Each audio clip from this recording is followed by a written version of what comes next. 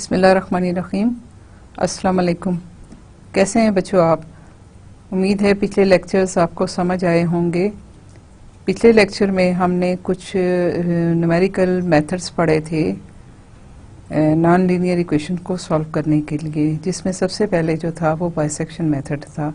Bisection method में पहली जो फर्स्ट अजम्पशन होती है, जो उस मेथड की बेस है, उसका हार्ट है, वो है उसको हम एक रूट को ब्रैकेट करते हैं कि अगर आपकी रूट एक इंटरवल के अंदर लाई करती है तो फिर हम अपनी कैलकुलेशन वहाँ पे स्टार्ट करते हैं और हम उस इंटरवल को बाइसेक्ट करते चले जाते हैं। पहला इंटरवल लेके उसको हाफ में हम डिवाइड करते हैं और फिर हम देखते हैं कि उस हाफ में से किस साइड पे हमारी रूट लाई करती है, तो फिर हम उस इंटरवल को अगेन हाफ करते हैं और इस तरह से करते चले जाते हैं और यहाँ तक कि हमें फिर रिक्वायर्ड जो है एक्यूरेसी के से रूट जो है वो मिल जाती है। रूट हमारी श्योर होती है क्योंकि हमने पहले ही उसको इंटरवल में ब्रैकेट किया होता है।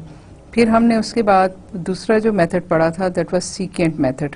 सीकेंट मेथड में क्या होता है कि हम दो पॉइंट्स लेते हैं, डाटा पॉइंट्स इनिशियल गेस के तौर पे लेते हैं, लेकिन वहाँ हम रूट को ज़रूरी नहीं है कि ब्रैकेट करें या ब्रैकेट करते ही नहीं हैं। ऑटोमेटिकली अगर हमारे इंटरवल में रूट आ जाती है तो कोई हर्ज नहीं है, नहीं आती तो भी हमें कोई इतनी उसकी एज सच रिक्वायरमेंट नहीं होती।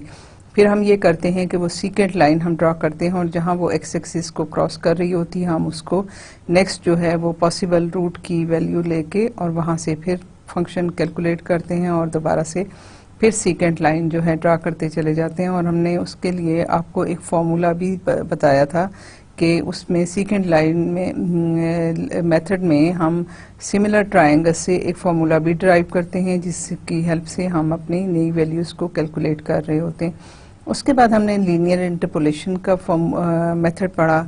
लीनियर इंटरपोलेशन में क्या है कि हमने बाइसेक्शन मेथड को और सीकेंट मेथड दोनों को कंबाइन कर दिया। कंबाइन किस तरह किया कि हमने बाइसेक्शन मेथड की जो हम रूट ब्रैकेटिंग करते हैं विद इन एन इंटरवल वो हमने इसमें यूज़ की, और फिर दूसरा यह है कि सीकेंट मेथड्स का जो फॉर्मूला था उसको हमने वहाँ से सीकेंट लाइन ड्रा की और उससे पहले हमने ब्रैकेट कर ली रूट। तो अब रूट भी ब्रैकेटेड है और सीकेंट लाइन भी आपने ड्रा की और वहाँ से आपने इस फॉर्मूला की हेल्प से रूट फाइंड आउट करना शुरू कर दी। तो ये हमारा लीनियर इंटरपोलेशन फॉर्मूला मेथड था। उसके बाद हमने मॉडिफाइड लीनियर इंटरपोलेशन मेथड किया। वो क्या था? वो ये था कि जो हमारे पास जो फंक्शन की वैल्यू आती है, जो हम रिटेन कर रहे हैं फंक्शन की वैल्यू, जिस पॉइंट को और जिस फंक्शन को हम रिटेन करते हैं उस फंक्शन की वैल्यू को हम हाफ कर देते हैं या हम उसको 1/3 कर दें। तो इस तरीके से हमें जो है वो रूट ज़्यादा तेज़ी से ज़्यादा जल्दी मिल जाती है, नंबर ऑफ़ इटरेशन कम हो जाते हैं और हमारी रूट हम जल्दी अचीव कर लेते हैं। तो हमारे पास ये मॉडिफाइड लीनियर इंटरपोलेशन फार्मूला था।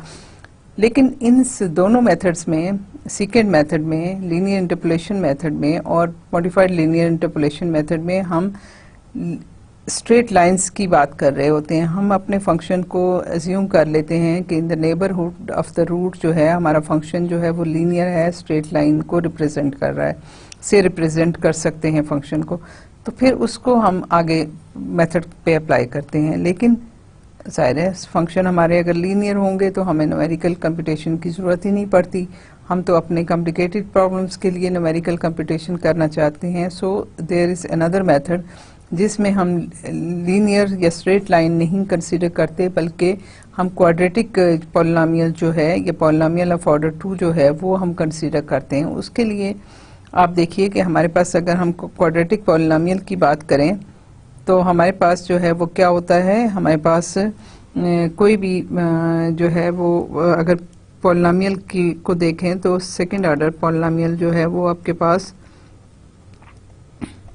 ax² plus bx plus c, तो ये पॉलिनॉमियल आपके पास आ गया। अब इसमें c, b और a ये तीनों कोफिशिएंट्स हैं जो कि आपको रिक्वायर्ड होते हैं किसी भी एग्जैक्ट पॉलिनॉमियल के लिए जो कि वैल्यूज़ हों। सो हमें a, b और c कैलकुलेट करने हैं। जब a, b और c कैलकुलेट करने हैं तो हमें 3 डेटा पॉइंट्स चाहिए। ठीक है, तो इससे पहले हम 2 डेटा पॉइंट्स की बात कर रहे थे। हम 2 पॉइंट्स लेते थे और वहाँ से स्ट्रेट लाइन ड्रॉ करते थे, लेकिन अब हमें क्वाड्रेटिक पॉलिनोमियल लेंगे तो हम एक पैराबोलिक पाथ जो है वहाँ पे डिफाइन कर देंगे और हम ये कहेंगे कि हमारे पास जो p फंक्शन है उसके ये वो फंक्शन जो है इन 3 डेटा पॉइंट्स से क्रॉस कर रहा है। तो उसके लिए जो मेथड है उस मेथड का नाम म्यूलर्स मेथड है। ठीक है, म्यूलर्स मेथड है। म्यूलर्स मेथड में हम क्या कर रहे हैं कि हम अपने 3 डेटा पॉइंट्स लेते हैं अपने ग्राफ पे और उससे हम स्टार्ट करते हैं। अब आप देखिए कि हमारे पास क्या है कि कोई भी फंक्शन है, हम अपना एक्स एक्सिस ड्रॉ करते हैं,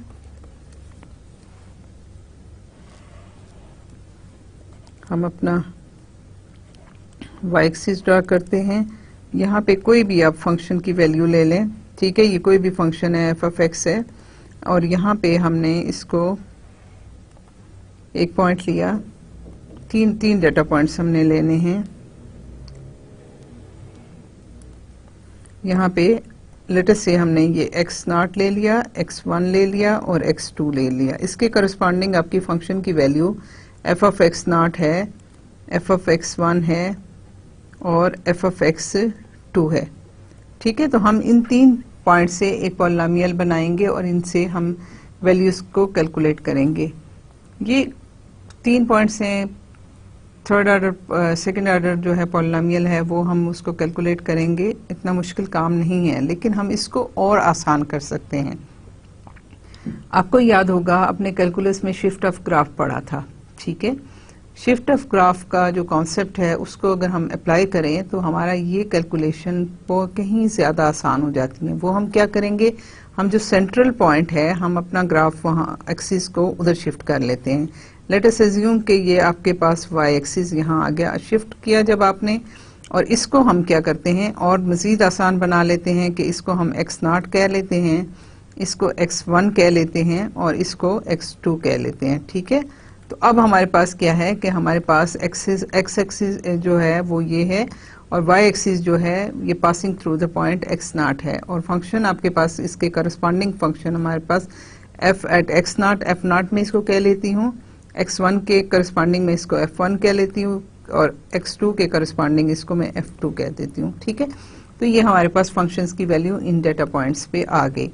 तो हमने ये अज्यूम किया है कि ये है। अब देखिए शिफ्ट ऑफ ग्राफ से क्या है कि हमारे पास यहाँ पे x0 पे जो फंक्शन की वैल्यू है वो f0 है, इस पे ये है, तो हम यहाँ पे एक पॉलिनोमियल ड्रा अज्यूम कर लेते हैं कि लेट अस से p और इसको हम कह देते हैं v है। This is equal to a v square plus b v plus c। ये हमने एक पॉलिनोमियल अज्यूम कर लिया कि जो इन तीनों पॉइंट से क्रॉस कर रहा है। तो अब v को डिफाइन हम ऐसे करते हैं कि let v is equal to x minus x0।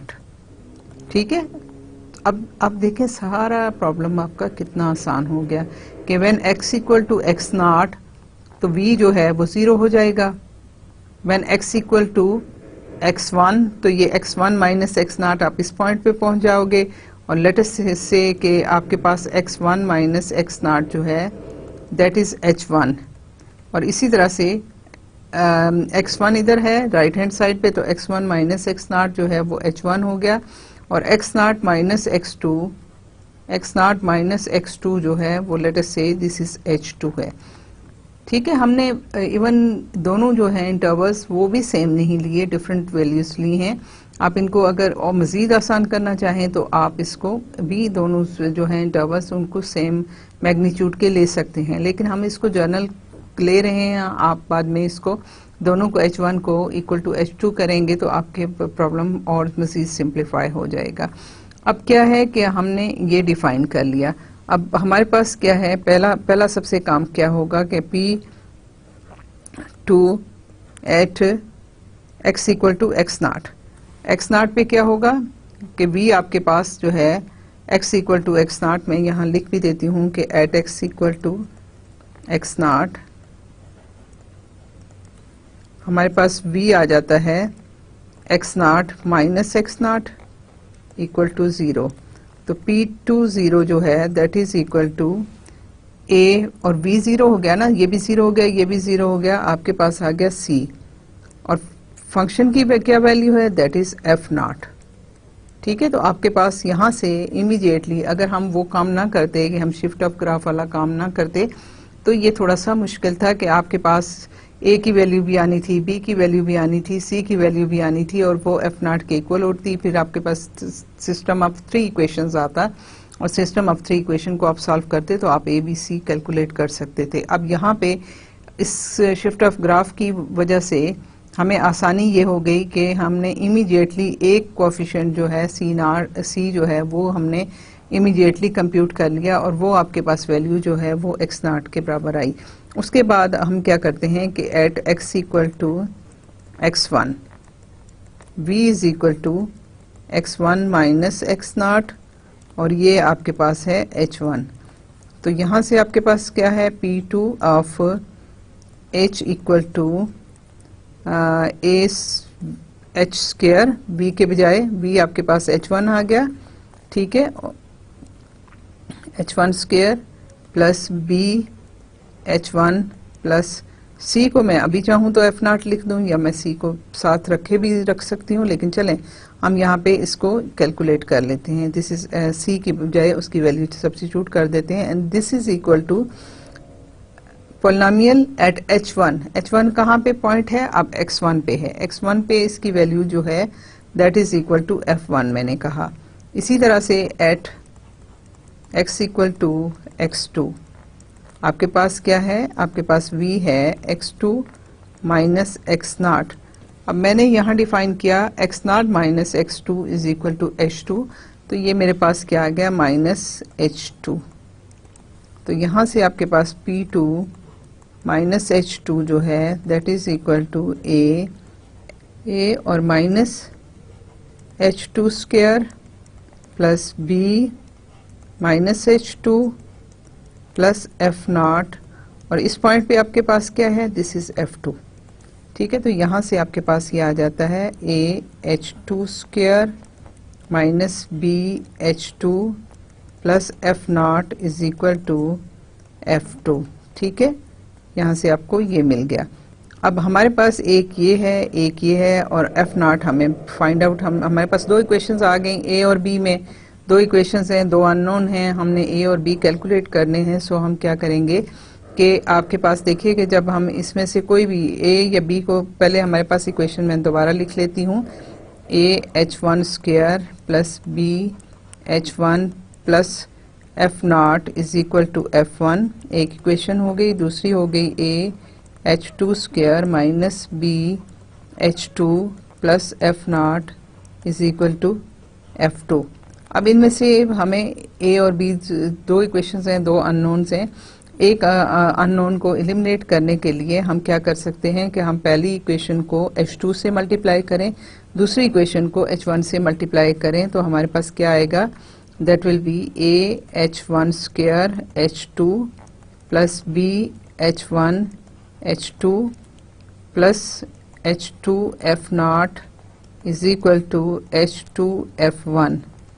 दूसरी इक्वेशन को हम h1 से मल्टीप्लाई करते हैं, तो a h1 h2 square h1 minus b h1 h2 plus h1 f not is equal to h1 f2, ठीक है। इन दोनों को हमने सब्ट्रैक्ट ऐड किया तो हमारे पास आ गया a h1 square h2 plus a h2 square h1, यहाँ से ये दोनों को ऐड किया, ये दोनों कैंसिल हो गए और प्लस h2 प्लस h1 और f not is equal to h2 f1 plus h1 f2, ठीक है।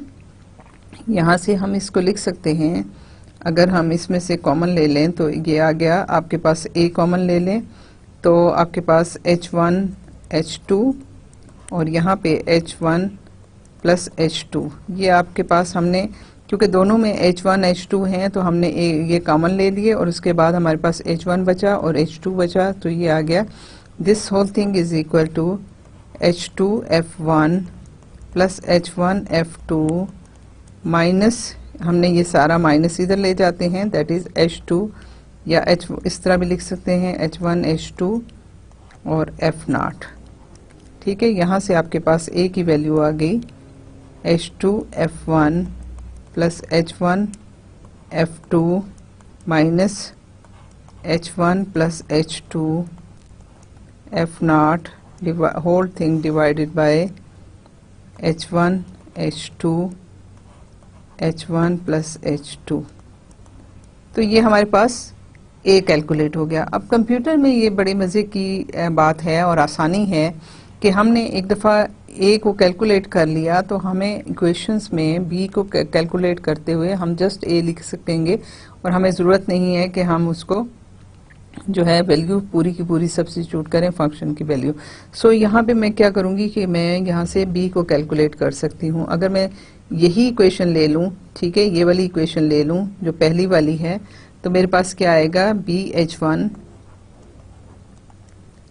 Is equal to F1 minus f not. मैं ये सिर्फ ये रख रही हूँ, एफ ये ले गई इस साइड पे, ये माइनस ए H1 स्क्वायर भी आ गया और मेरे पास b मल्टीप्लाइड बाय H1 था, तो मैंने इसको दोबारा से चले मैं इसको लिख लेती हूँ, that is b is equal to F1 minus f not minus a H1 square divided by H1। तो यहाँ से मैं b की वैल्यू मैंने कैलकुलेट कर ली, c की भी वैल्यू हमारे पास ऑलरेडी एफ नॉट के इक्वल आ गई।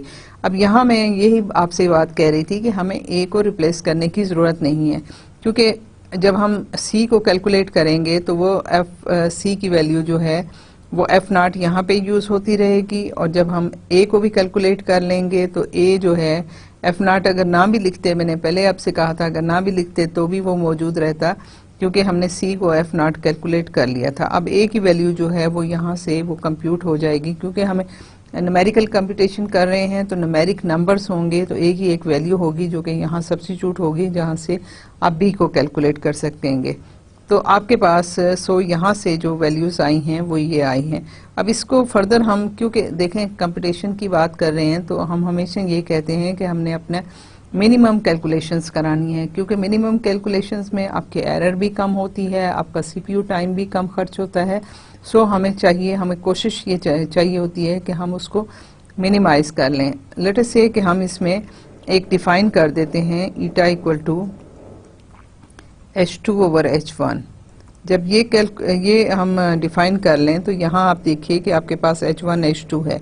सो मैं यहाँ से सारे का सारा अगर कॉमन ले लूँ तो ये मेरे पास आ जाता है A equal to H2 over H1 plus, अब मैंने ये यहाँ से H1 कॉमन ले दिया, ठीक है, तो ये आपके पास आ गया F2 minus 1 plus H2 over H1 f not this whole thing divided by, यहाँ से भी मैं H1 कॉमन ले लूँ तो मेरे पास H1 स्क्वायर कॉमन आ जाएगा H2,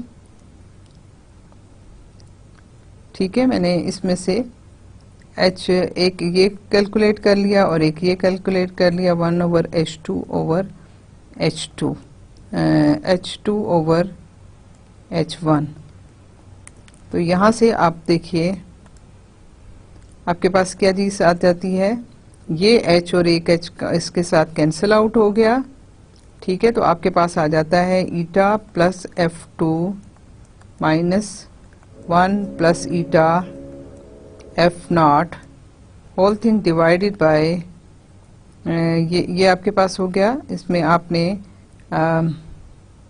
मैं सिंपल ये देखना चाह रही हूँ कि कहीं हम कोई गलती तो नहीं कर रहे, लेकिन नहीं, गलती तो यहाँ नहीं हो रही, लेकिन यह है कि हम इसमें यहाँ पे सॉरी ये देखिए ना, हमने F1 मिस किया है, जो कि मुझे थोड़ा सा फील हो रहा था कि हम कहीं पे कोई गलती,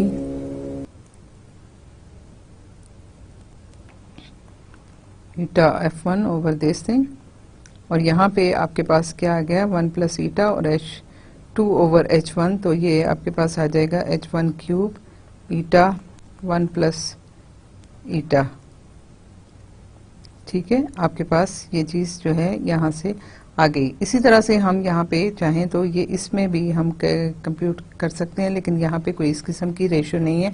लेकिन सिर्फ इसमें यह है कि देखिए कि आप अगर करते, अब यहाँ एक मल्टीप्लिकेशन है और दूसरी ये ऐड होगा और ये दूसरी मल्टीप्लिकेशन हो जाएगी। यहाँ पे अगर आप देखते तो एक मल्टीप्लिकेशन ये थी, एक ये थी और फिर इसके बाद एक और थी। तो हमने अपनी जो कंप्यूटेशन है उसको मिनिमाइज कर लिया और हमने ए, बी और सी की वैल्यू कैलकुलेट कर ली।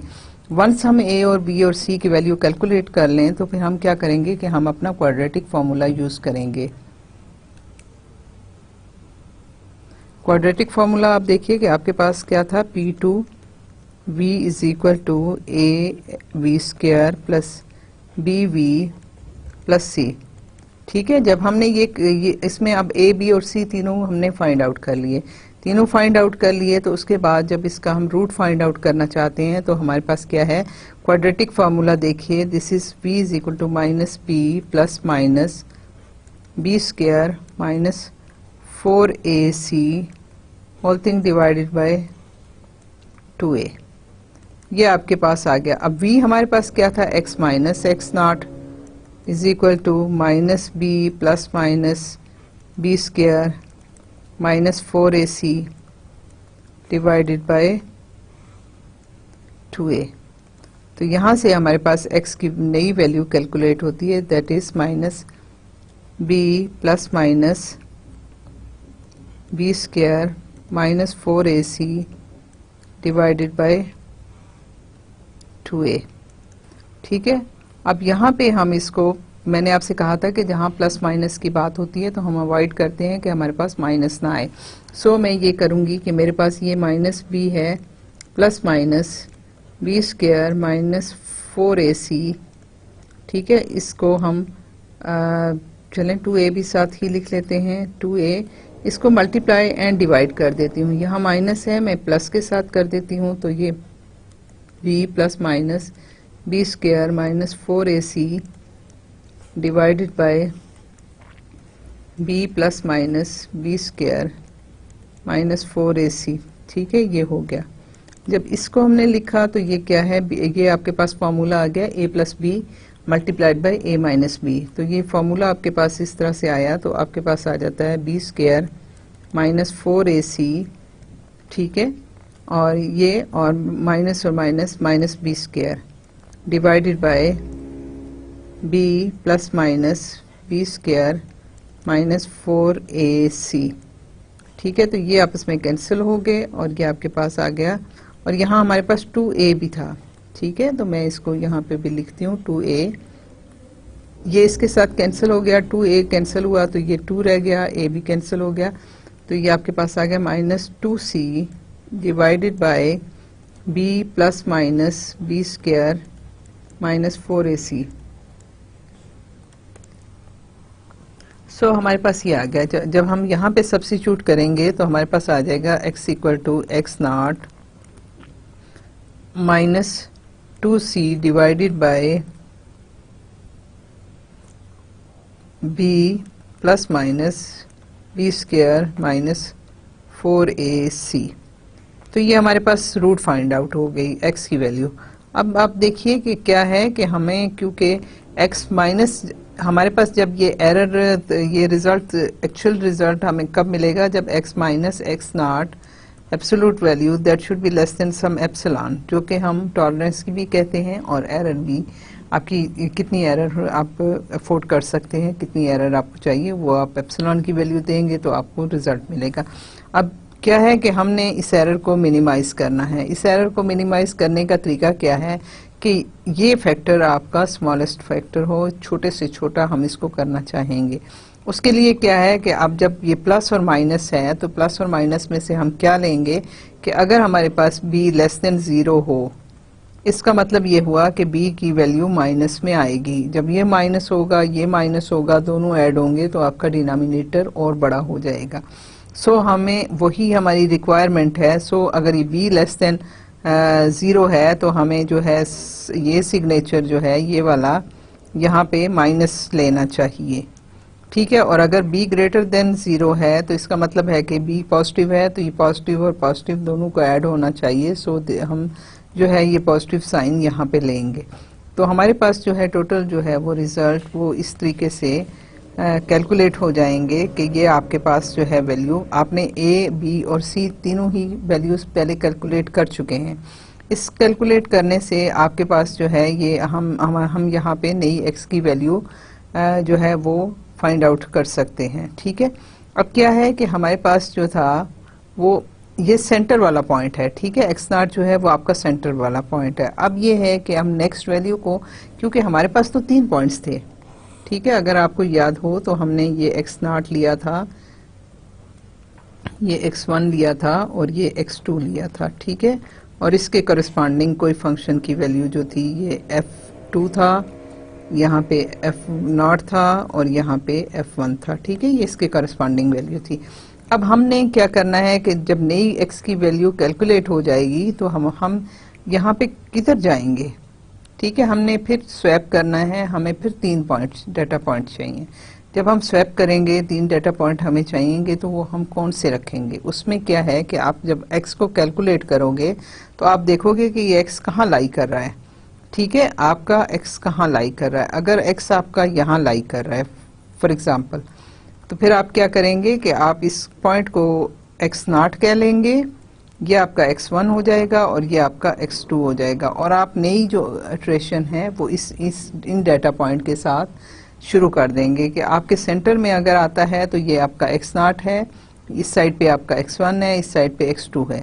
अगर ऐसे नहीं है और आपके पास ये डाटा पॉइंट मैं दूसरी जगह ड्रा करती हूँ ताकि आपको क्लियर रहे कि अगर हमारे पास ये एक्चुअल x0 था, ये x1 था और ये आपके पास x2 था, और अगर डाटा पॉइंट यहाँ आ जाता है तो उसमें क्या है कि फिर आप इसको x0 लेंगे, ये आपका x1 एज इट इज रहेगा और ये आपका x2 में ट्रांसफ़र हो जाएगा। सो आपके पास जो है वो वैल्यूज़ जो हैं वो इस तरह से स्वैप होंगी। ठीक है, और अगर देखें 2 पॉसिबिलिटी, इसके अलावा भी अगर x0 पे आ जाता है, x1 पे आ जाता है, x2 पे आ जाता है तो ऑब्वियसली वो आपकी को रूट मिल जाती है। लेकिन अगर ये है कि there is also a possibility कि ये उसमें के अंदर आए ही ना, आपके पास x0 है, आपके पास x1 है, आपके पास x2 है, तो क्या होगा कि अगर फर्ज करें कि आपके पास रूट यहाँ पे वैल्यू आती है तो फिर आप क्या करेंगे। फिर आप ये करेंगे कि इस पॉइंट को आप x0 ले लेंगे, इस पॉइंट को आप x2 ले लेंगे और ये आपका नया पॉइंट जो है वो x1 हो जाएगा। इसी तरह अगर पॉइंट आपके पास इस साइड पे आता है तो आप इस पॉइंट को x2 कहेंगे, इसको आप x0 कहेंगे और ये आपका x1 हो जाएगा। सो आपने इस तरीके से अपनी वैल्यूज़ को स्वैप करना है।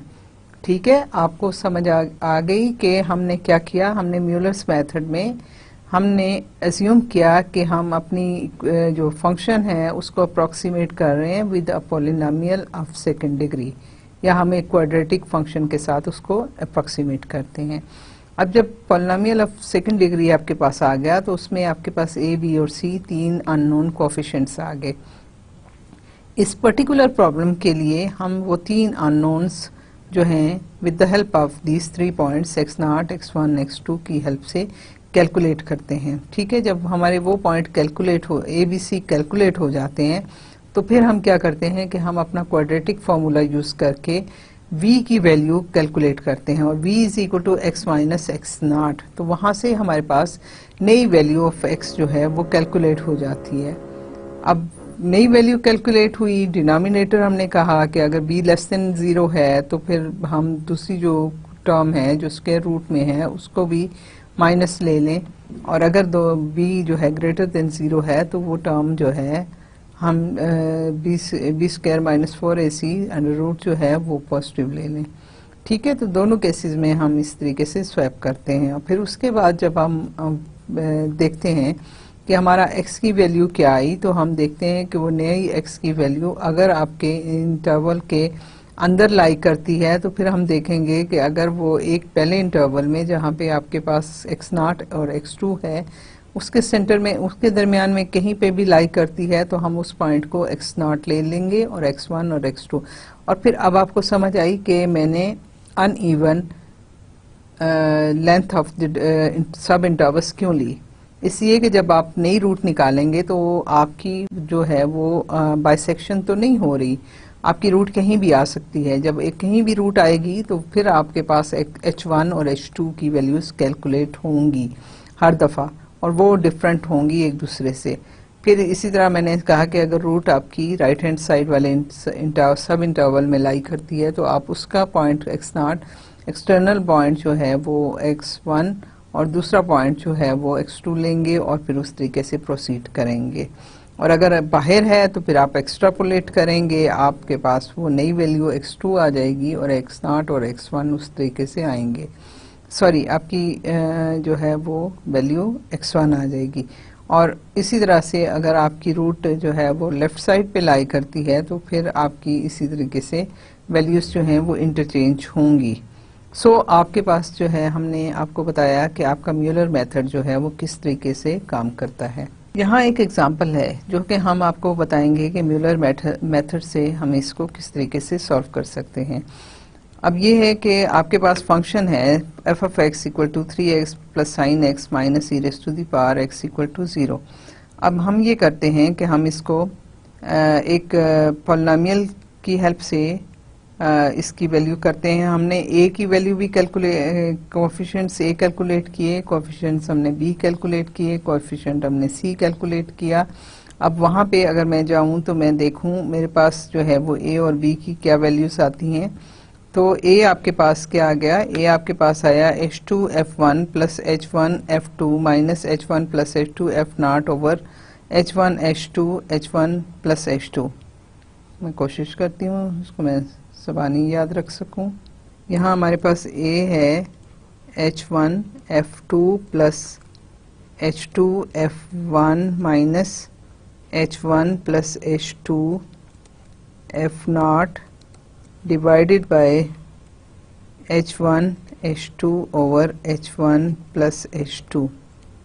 इसी तरह से जब हमने b को कैलकुलेट किया तो वो भी मैं देख लेती हूँ दोबारा से पीछे कि कंफर्म कभी कर लेती हूँ कि मेरे पास वो क्या वैल्यू आई। ठीक है, ये आपके पास ये वैल्यू आई और b की वैल्यू जो है वो that is f1 minus f0 minus a h1 square over h1। तो आपके पास जो है f1 minus f0 minus h1 square f कौन सा वाला f है डिवाइडेड बाय h1। एक सेकंड में दोबारा से इसको देखना चाहूँगी।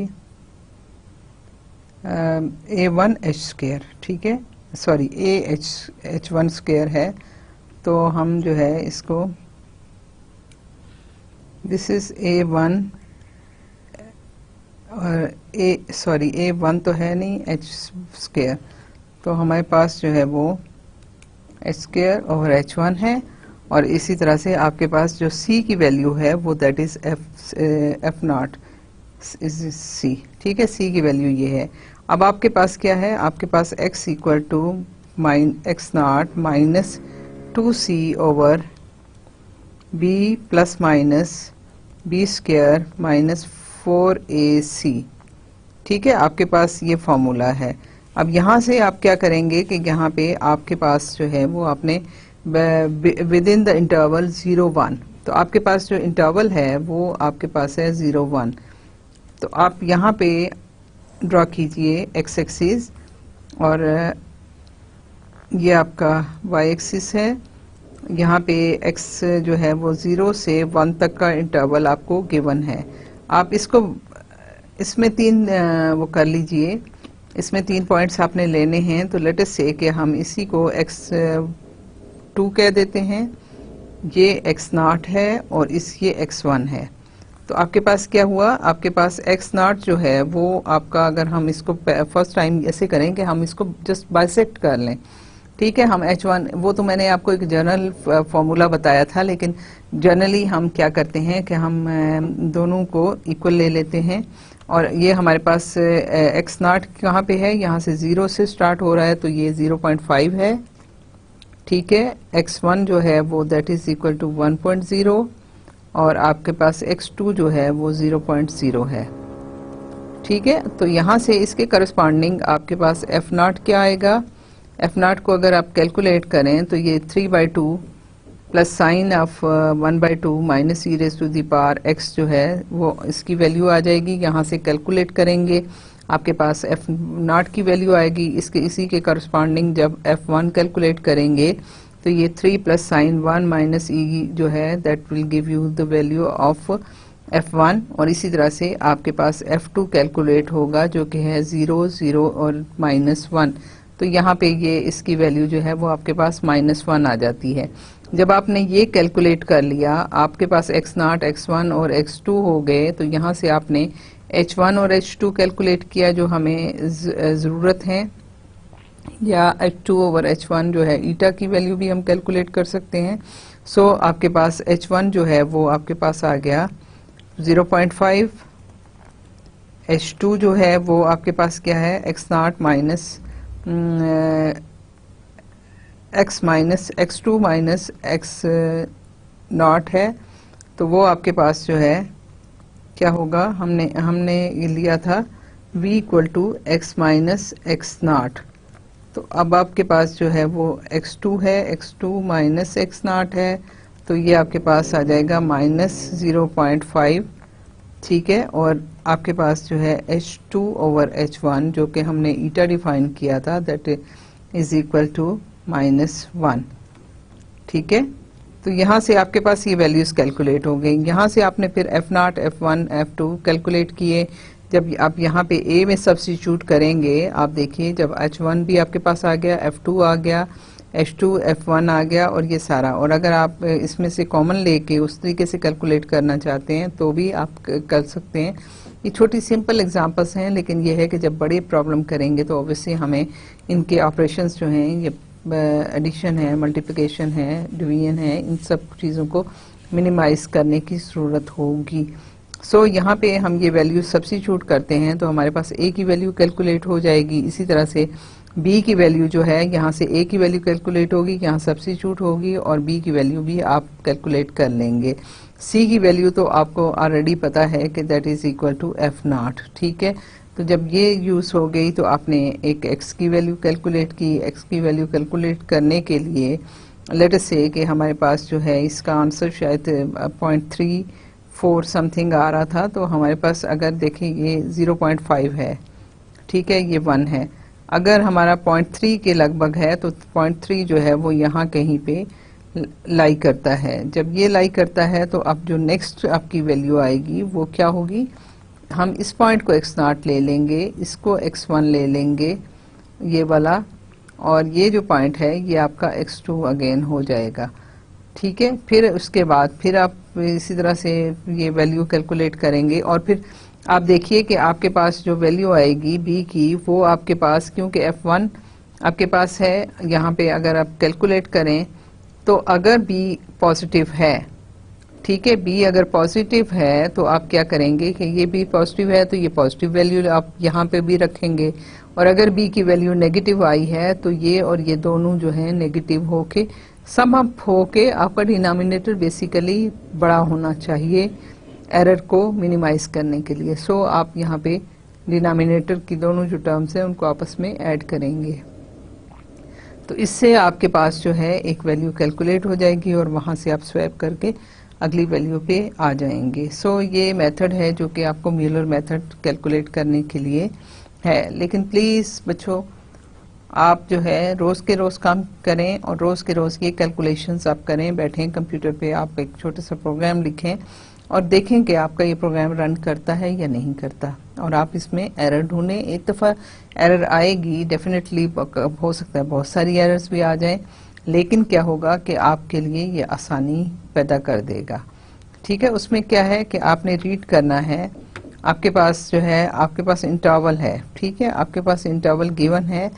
आप इसको इस तरह से A और B और A प्लस आप इस तरह से कीजिए ना कि अगर आपके पास कोई इंटरवल प्रोग्राम के अंदर आपके पास कोई इंटरवल, कोई भी generally interval A B given है, तो आप x जो है x1 जो है उसको B रखिए, आप x2 को A रखिए और आप x0 जो है उसको B plus A divided by 2 रखिए, ठीक है। स्टार्ट यहाँ कीजिए और फिर उसके बाद आपकी रूट फाइंडिंग शुरू हो जाएगी। सो आपने जो है वो डाटा को रीड करना है। डाटा को रीड करने के बाद इससे और आपके पास ये तीनों डाटा पॉइंट्स जो हैं वो कैलकुलेट हो गए, और जब ये कैलकुलेट हुए तो ऑब्वियसली बाकी फंक्शंस वगैरह की वैल्यू तो आपके पास मौजूद हैं और आप आराम से इसको कंप्यूट कर सकते हैं। ये तो था म्यूलर्स मेथड। अब इसके अलावा भी बहुत सारे मेथड्स हैं जो आपकी नॉन लीनियर इक्वेशन को सॉल्व करने के काम आते हैं। उनमें से एक और मेथड है जो फिक्स पोजीशन आइट्रेशन मेथड कहलाता है। फिक्स पोजीशन आइट्रेशन मेथड, इसमें क्या है, इसमें ये है कि अगर आपके पास फर्ज करें जैसे हमने अभी प्रीवियसली लिया था, आपके पास फंक्शन ही है f of x is equal to 3x plus sine x minus exponential of x. तो हम क्या करते हैं कि हम एफ ऑफ एक्स लेते हैं 3x minus sine x minus e raise to the power minus x. ठीक है, ये हमने ले लिया। अब फिक्स पोजीशन का मतलब क्या हुआ कि हम ये करेंगे कि हम कोई इस तरह का function g F x define करना चाहेंगे कि वो g F x equal to x हो जाए। ठीक है, तो उस केस में क्या होगा कि हमने एक कोई जी एक्स डिफाइन किया, या इन अनदर वर्ड आप ये कहते हो कि आपके पास जो है ये इक्वेशन जो थी आपके पास अब क्या आ गया, अब आपके पास आ गया g x minus x equal to 0, या इन अ वे कि हम एक फंक्शन एफ ऑफ एक्स को में जी एफ एक्स ऐसे डिफाइन करते हैं कि it is equal to this thing. तो अब आपके पास जो है यहाँ से इक्वल टू 0 हो गया और ये आपके पास ये वैल्यू आ गई।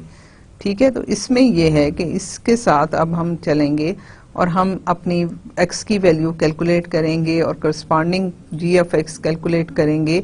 और आप ये देखिए कि इस केस में क्या होता है कि आपके पास एक जो है वो स्ट्रेट लाइन है।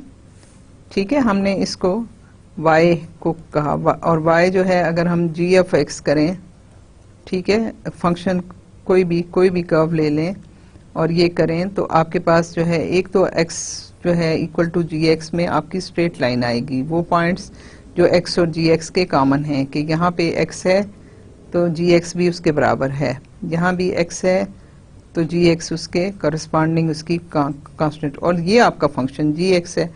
तो आपके पास ये बेसिकली ये पॉइंट होगा जहाँ पे ये straight line y is equal to x और जी ऑफ एक्स का function they will cross each other. ठीक है, तो आपके पास ये फंक्शन की वैल्यू है। एक तो ये है कि आप सिंपल इसको लीजिए, आपके पास है 3x minus sine x minus e raise to the power x.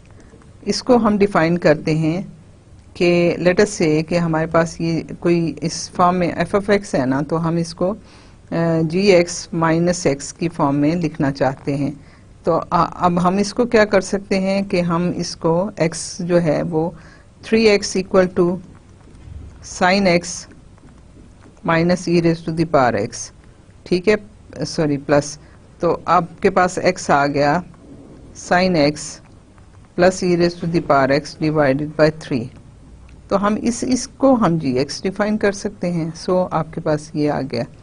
ठीक है, उसके अलावा दूसरा काम क्या कर सकते हैं कि आपके पास जो है वो साइन एक्स है, sine x is equal to 3x और minus e raise to the power x.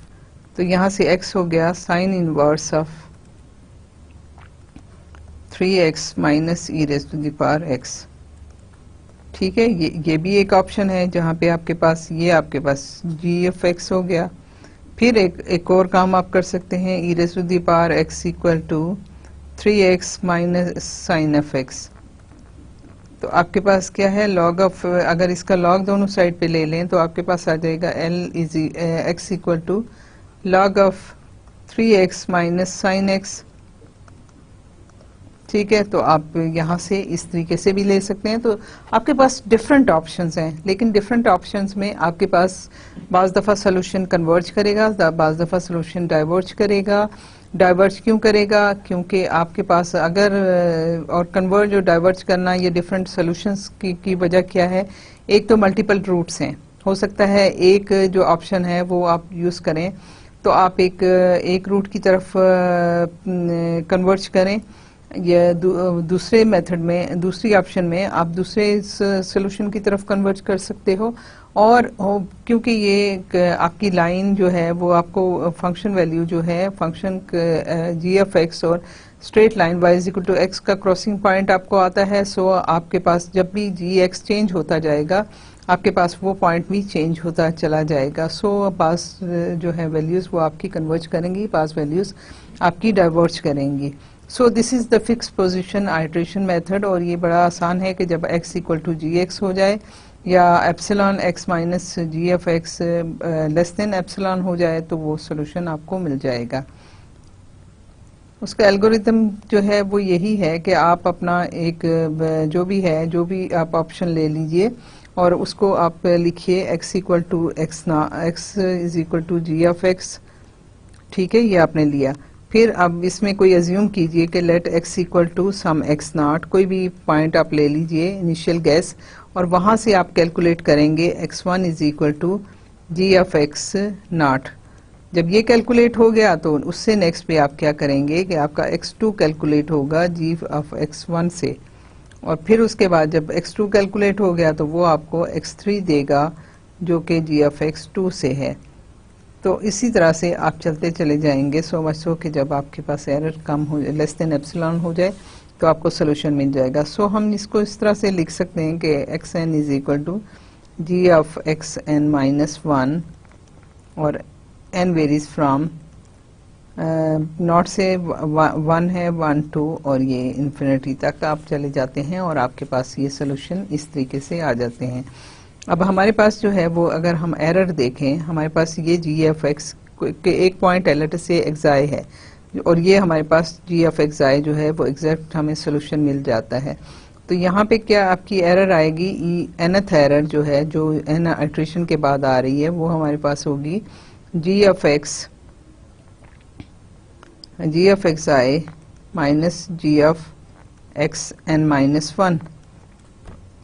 ठीक है, अब ये जो चीज़ है जी एफ एक्स एन है, एक्स एन माइनस वन है, वो आपकी जो है वैल्यू वो that should be less than और इक्वल टू ये एप्सिलॉन एन है। इसी तरह से आपके पास जो एप्सिलॉन एन माइनस वन है वो g of x i minus g of x n minus two. ठीक है, या फिर आप उसकी प्रीवियस इटरेशन की लेते हैं तो this will be x n minus g of x n minus n minus one हो गया और यहाँ से एन माइनस टू। तो आप इस तरह से इसकी एरर जो है वो कैलकुलेट कर सकते हैं।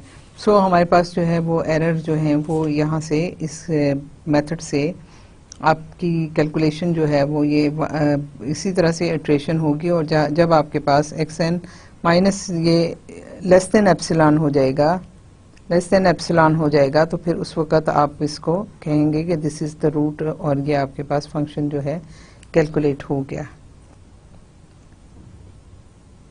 क्रोडरी क्या है कि if g x is continuously differentiable in some open interval containing the fix point x i and if the derivative of this g x is less than 1 then there exists an epsilon greater than 0 so that fixed point iteration with g of x converges whenever x minus x naught is less than epsilon।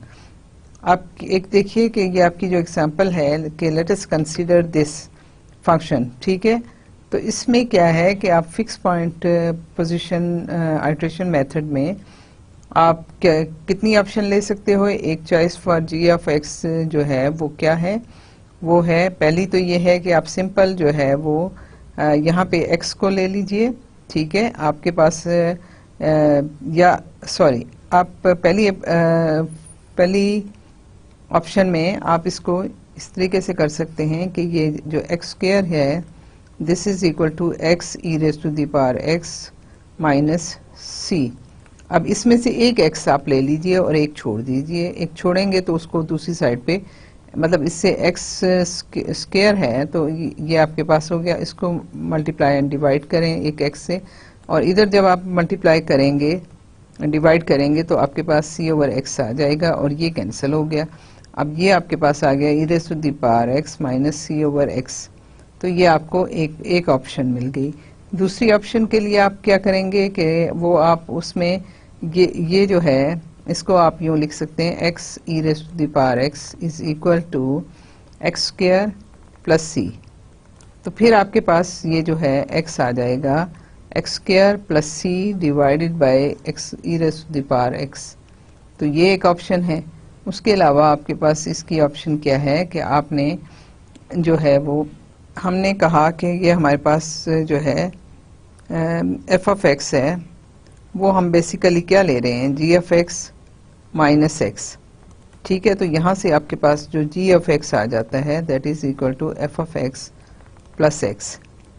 ठीक है, तो हमारे पास यहाँ से ये value आ जाती है। सो हम क्या करेंगे कि हम इसको लिख सकते हैं f of x minus x e raise to the power x plus c. ठीक है, और प्लस एक्स। तो यहाँ से आपके पास आ गया x square plus x 1 minus e raise to the power x plus c.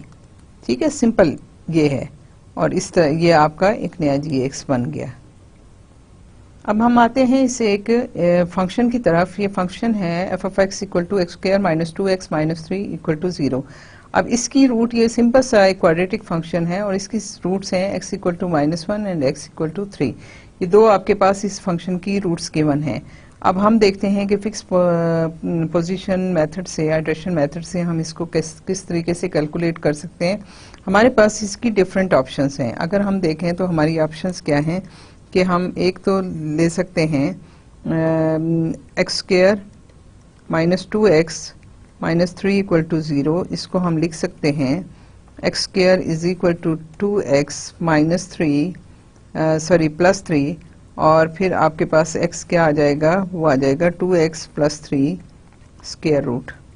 ठीक है, एक तो ये ऑप्शन है। दूसरी ऑप्शन आपके पास क्या है, आप देखिए कि हम ये कर सकते हैं कि इसी को हम लिखें x square is equal to 2x plus 3, और यहाँ से हम x ले सकते हैं 2x plus 3 divided bye x।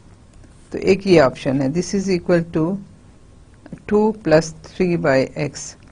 ठीक है, फिर हमारे पास एक और ऑप्शन आ सकती है कि हम इसको लिखें, इसी को अगर हम लिखें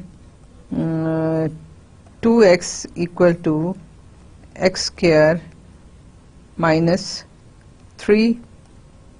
ठीक है, और यहाँ से आपके पास x आ जाता है x square minus 3 divided by 2। ठीक है, तो ये आप मुख्तलिफ तरीक़ों से इसकी ऑप्शंस ले सकते हैं। अब लेट अस से कि हमारे पास ये रूट्स हैं। ठीक है, तो हम पहली वाली ट्राई करते हैं।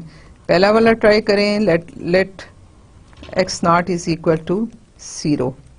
ठीक है, जब एक्स नॉट आपके पास 0 है तो हमारे पास जो है x की वैल्यू क्या आएगी, अंडर रूट 3। ठीक है, उसके बाद जब हम अंडर रूट 3 की बात करेंगे तो हमारे पास जो है अगेन जो है वो इसे, उसके बाद अब ये जो चीज़ है हमारी जो नेक्स्ट वैल्यू आई है वो ये आ गई। ठीक है, x1 से कैलकुलेट होगा तो फिर हम x2 की बात करेंगे, x2 करेंगे तो ये आपके पास हो जाएगा 2x1 प्लस 3 अंडर रूट। ठीक है, ये वैल्यू आप कैलकुलेट करते हैं कि आपके पास x1 जो है वो आ गया 2 अंडर रूट 3 प्लस 3। ये न्यूमेरिकल वैल्यू हैं, आप आराम से कंप्यूटर पे कैलकुलेटर से इसको कैलकुलेट कर सकते हैं। जब ये आ गया तो आपके पास अब x3 आएगा। x3 क्या होगा, वो होगा 2 टाइम्स x2, जो वैल्यू आपकी यहाँ से कैलकुलेट हुई है, दिस इज x2 प्लस 3 और ये स्क्वायर रूट। तो आप इस तरह से चलते जाएंगे और आप देखिए कि आप कन्वर्ज करते चले जाते हैं किसी वैल्यू की तरफ। फिर दूसरी जो b का है, तो b के लिए आप जो है अगर इसी को स्टार्ट करना चाहें तो लेट अस से कि b is equal to x not is equal to 0। तो आपके पास यहाँ पे हम 0 नहीं ले सकते इसलिए कि ये डिफाइंड नहीं है। तो हमें अपनी गेस वैल्यू को करने के लिए बेहतर है, मैंने पहले इसको नहीं देखा लेकिन आप इसको अज्यूम करें कि लेट अस से कि x not is equal to some value 4। ठीक है, तो हमने 4 किया तो हमारे पास जो है यहाँ से x1 की वैल्यू क्या आएगी, that is 2 plus 3 divided bye 4। ठीक है, आपके पास ये वैल्यू आ गई 8 और 11 बाय 4 आपके पास ये आ गया। ठीक है, और दिस इज इक्वल टू 2.75, ठीक है, ये आपकी बेस्ट वैल्यू आ गई। वहां से x2 कैलकुलेट करना है तो वो 2 प्लस 3 डिवाइडेड बाय 11/4, तो ये आपके पास आ जाता है 2 प्लस 12/11 और 22 और 32 और 34/11 जो है वो आपके पास ये वैल्यू आ गई। सो आप इस तरह से कैलकुलेट करते चले जाएं तो आप देखिए कि आप रीच करते हैं इन दोनों रूट में से किसी एक रूट की तरफ, और आप प्रोबेबली जो है रीच करेंगे एट x इक्वल टू 3 पे, और आपके पास सोल्यूशन इस तरह से आ जाएगा। फिर इसी तरह से आप थर्ड ऑप्शन को भी देख सकते हैं, और थर्ड ऑप्शन में भी आपके पास जो है वैल्यूज इसी तरीके से कैलकुलेट होती चली जाएंगी, और इन तीनों ऑप्शंस में से एक ऑप्शन जो है वो आपकी एक रूट को कन्वर्ज करेगी, हो सकता है दोनों एक ही रूट को कन्वर्ज करें, और जो है आपकी कोई वैल्यू डाइवर्ज भी कर सकती है। सो ये सारी ऑप्शन आप ट्राई कीजिएगा, और आप गेस वैल्यू चेंज करेंगे, आप नियर द रूट कोई वैल्यू गेस करेंगे तो ऑब्वियसली आप उस रूट की तरफ जाएंगे। लेकिन आपके पास अगर मल्टीपल रूट्स वाले कोई फंक्शंस हैं जिसमें एक से ज़्यादा रूट्स हैं, तो कोई भी गेस वैल्यू किसी एक जो अगर कन्वर्ज कर रही है तो किसी एक जो है रूट की तरफ वो आप उसमें आपको आंसर आ जाएगा, और आप वहाँ पे उसमें other arrangement of the functions क्या है कि another arrangement of this function is equal to 3। आपके पास जो है वो फंक्शन देखिए कि आपके पास फंक्शन है x square minus 2x minus 3, तो हम इसको x square minus 2x minus 3 जो है वो हम यहाँ पे लिख भी लें, x square minus 2x minus 3 equal to 0। तो एक अरेंजमेंट ये भी है कि यहाँ पे आपने x कॉमन ले लिया तो x माइनस 2 आ गया, माइनस 3 इक्वल टू 0, तो आपके पास x और x minus 2 is equal to 3, और इसको दोनों साइड से डिवाइड कर दीजिए तो आपके पास आ जाएगा x equal to 3x minus 2। तो सो आप ये एक अरेंजमेंट ये भी कर सकते हैं,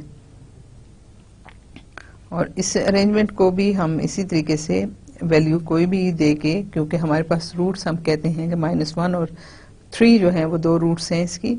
सो हम क्या कर सकते हैं कि हम कोई भी और गेस वैल्यू लेट अस से इसमें भी x4 करें, हम अवॉइड करेंगे x0 को, क्योंकि कुछ अरेंजमेंट में x जो है वो डिनोमिनेटर में आ रहा है तो हम उसको अवॉइड करेंगे।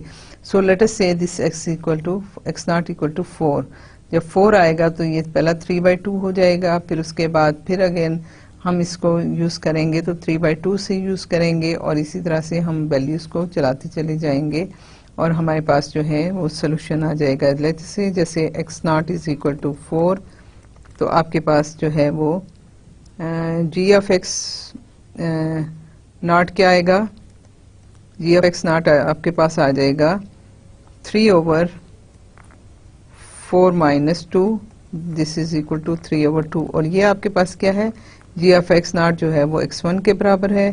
फिर उसके बाद g ऑफ x1 आप कैलकुलेट करेंगे तो वो आपके पास आ जाएगा 3/2 minus 2, this is equal to 4 और माइनस 1/2, तो ये हो जाएगा -6, ठीक है, 4 और माइनस 1/2, तो ये -6 हो गया, ठीक है। तो ये आपके पास आ गया x2। उसके बाद आप देखिए कि g ऑफ x2 क्या है, दिस इज इक्वल टू 3/-6, तो ये आ जाता है -1/2, ये आपके पास हो गया x3। फिर उसके बाद g ऑफ x3 जो है वो आपके पास आ जाता है 3/-1/2 minus 2, this is equal to 3 divided by 2 2s are 4, 4 minus 1 5 minus 5, और जो है ये 6 हो गया, ठीक है। और फिर ये आपके पास आ गया x4। तो इसी तरह से अगर आप देखें 3/2 माइनस 6 1/2 और 6/5 ये ऑसिलेट भी कर सकता है, ऑसिलेट करता है। x4 पे आप आइए तो आपके पास g ऑफ x4 जो है this is equal to 3/6 5 -2, this is -10 -3 और ये हो गया 15 5 के साथ, और ये हो गया 10 और -16। तो आप देखिए कि आपकी वैल्यू जो है माइनस के साथ चल रही है, और माइनस के साथ 15/16 इज अप्रोक्सीमेटली इक्वल टू -1। ठीक है, it is approximately equal to -1। तो आप देखें कि आपका ये रिजल्ट ऑसिलेट करते करते आपकी एक रूट की तरफ जा रहा है। ठीक है, अगर नेक्स्ट आप कैलकुलेट करेंगे तो वो इससे भी ज़्यादा क्लोजर होगा। सो हमारे पास ये पॉसिबिलिटी है कि हमारा जो है सोल्यूशन जब अप्रोच कर रहा हो रूट की तरफ तो ऑसिलेट कर सकता है, बट कन्वर्ज कर सकता है। लेकिन देयर आर केसेस कि जब आपका सोल्यूशन जो है वो डाइवर्ज भी कर सकता है। अब ये है कि हमने ये देखा, और एक थर्ड जो अरेंजमेंट है लेट अस से उसको भी हम कंसीडर करते हैं कि आपके पास ये वैल्यू है, और इसके लिए भी हम देखें कि हम अगर गेस करें कि हमने अभी गेस किया था x0 इक्वल टू 4 को। ठीक है, तो आपके पास क्या आएगा, g ऑफ x0 आ जाएगा 4 16 - 3/2, तो ये आपके पास आ गया 13/2। ठीक है, और ये आपके पास हो गया x1। फिर g ऑफ x1 क्या होगा, that is equal to 13/2 whole square -3/2। तो ये आपके पास हो गया 13 3 39 और 3 13 और 16 169/4 -3 डिवाइडेड बाय 2। तो ये आपके पास है, यहाँ पे 12 है तो ये 157 डिवाइडेड बाय 2 हो जाएगा। और उसके बाद आप देखिए 13/2 है, 57/2 है, ये आपके पास x2 आ गया। इसी तरह से g ऑफ x2 आप कैलकुलेट कीजिए, this is equal to 157/2 whole square -3 divided by 2। तो आप ये देखें कि ये उससे भी लार्जर वैल्यू है। सो हमारे पास ये जो अरेंजमेंट है इसमें हमारे पास सोल्यूशन जो है वो डाइवर्ज कर रहा है कि हमारी वैल्यूज जो हैं वो बड़ी से बड़ी होती जा रही हैं, वापस नहीं आ रही। सो ये आपकी वैल्यू जो है वो इससे डाइवर्ज कर रही है। So observe that with the successive iterates, the point on the curve converges to a fixed point or else diverge. It appears that the different behavior depends on whether the slope of the curve is greater, less or of opposite sign to the slope of the line. ठीक है, आपने एक line बनाई है और उसकी slope के साथ उससे बड़ी है, उससे लेस है या उससे अपोजिट साइन में है, विच इज इक्वल टू +1। ठीक है, स्लोप आपकी 1 है क्योंकि आपका y is equal to x है, और 1 और उससे ग्रेटर है, उससे लेस है या उससे जो है ना वो अपोजिट साइन के साथ है। तो उस केस में आपके पास जो है वो वैल्यूज जो हैं उसके अकॉर्डिंगली कन्वर्ज या डाइवर्ज करेंगी। सो बच्चा, आज का लेक्चर ये था कि जिसमें हमने आपको दो मजीद मेथड बताए। एक म्यूलर्स मेथड बताया जिसमें आप क्वाड्रेटिक पॉलिनोमियल के साथ उसको अप्रॉक्सीमेट करते हैं, और 3 डाटा पॉइंट्स आपको चाहिए, वो उसमें आपको क्वाड्रेटिक फार्मूले की हेल्प से मैंने रूट्स कैलकुलेट करनी बताई हैं। दूसरा मेथड था वो जो फिक्स आइट्रेशन मेथड था, फिक्स पॉइंट आइट्रेशन मेथड था। उसके लिए हमने कहा कि हम अपने फंक्शन को ट्रांसफॉर्म करेंगे in the form as x equal to g of x में, और फिर उसके बाद जितनी भी हमारे पास अरेंजमेंट पॉसिबल्स हैं हम उनको में से किसी को भी ट्राई करेंगे, या तो वो डाइवर्ज करेगी, अगर डाइवर्ज करेगी तो हम कोई दूसरी अरेंजमेंट देखेंगे, और अगर वो कन्वर्ज करेगी तो आपके पास वो उस फंक्शन की जितनी भी रूट्स हैं उनमें से आइदर किसी भी रूट की तरफ वो कन्वर्ज करेगी। सो हम डिफरेंट अरेंजमेंट्स के साथ उसकी डिफरेंट रूट्स जो हैं वो फाइंड आउट कर सकते हैं, और उसका जो बिहेवियर है वो कन्वर्ज करता है। वो उससे मैंने आपसे कहा ना कि आपका g ऑफ x जो है वो y is equal to x जो है लाइन को क्रॉस कर रहा होता है, और क्योंकि हम gx डिफरेंट अरेंजमेंट में हमारे पास gx डिफरेंट आता है, सो इसलिए हमारे पास कभी वो कन्वर्ज कर रहा होता है फंक्शन और कभी डाइवर्ज कर रहा होता है। और वो डिपेंड करेगा कि आपकी जो स्लोप है, आपके जो फंक्शन की वैल्यू है वो आपके पास ग्रेटर है, लेस है या विद ऑपोजिट साइन है to the slope of the line जो कि 1 है। ठीक है, तो हमने आज ये दो चीज़ें पढ़ी, उम्मीद है आपको समझ आई होंगी। इसको मैं बार बार आपसे यही कहती हूँ कि न्यूमेरिकल टेक्निक से ऑब्वियसली हम कोई ऐसा फंक्शन उठाते हैं जिसमें हमारे पास वैल्यूज़ जो हैं इतनी कैलकुलेटर पे जाना पड़ेगा या कंप्यूटर पे जाना पड़ेगा एग्जैक्ट वैल्यूज़ लिखने के लिए। मैं कोशिश करूंगी मैं नेक्स्ट टाइम से उनकी वैल्यूज़ के पहले ही कैलकुलेट कर लूं, क्योंकि ऑब्वियसली मुझे अंडर रूट और ये वो इनकी वैल्यूज़ ज़बानी कैलकुलेट करनी नहीं आती। सो मैं इनकी वैल्यूज़ लेके आऊँगी ताकि मैं आपको एक्जैक्टली वो वैल्यूज़ बता सकूँ कि किस तरीके से ये चीज़ें जो हैं वो कन्वर्ज या डाइवर्ज हो रही होती हैं। लेकिन ये है कि ये आपका काम है कि आप इन्हीं एग्जाम्पल्स को बैठ के अपने एक छोटा सा प्रोग्राम लिखें। बहुत सिंपल प्रोग्राम्स हैं। फोर्ट्रेन का कोई भी पैकेज आप डाउनलोड कर सकते हैं नेट से, और उसको डाउनलोड करके आप छोटे प्रोग्राम लिख के इससे शुरू कीजिए, क्योंकि न्यूमेरिकल बगैर लैब के, बगैर कंप्यूटर पे काम किए आपका ये जो है ना सब्जेक्ट ये ज़ीरो हो जाता है जब तक कि आप इसको कंप्यूटर पे प्रैक्टिस ना कर लें। सो आज का लेक्चर हम यहीं पे ख़त्म करते हैं। आई होप के आपको ज़्यादा मुश्किल नहीं लगा होगा और आप इसको प्रैक्टिस कीजिए। तो अगले लेक्चर तक के लिए अल्लाह हाफिज़। Thank you so much.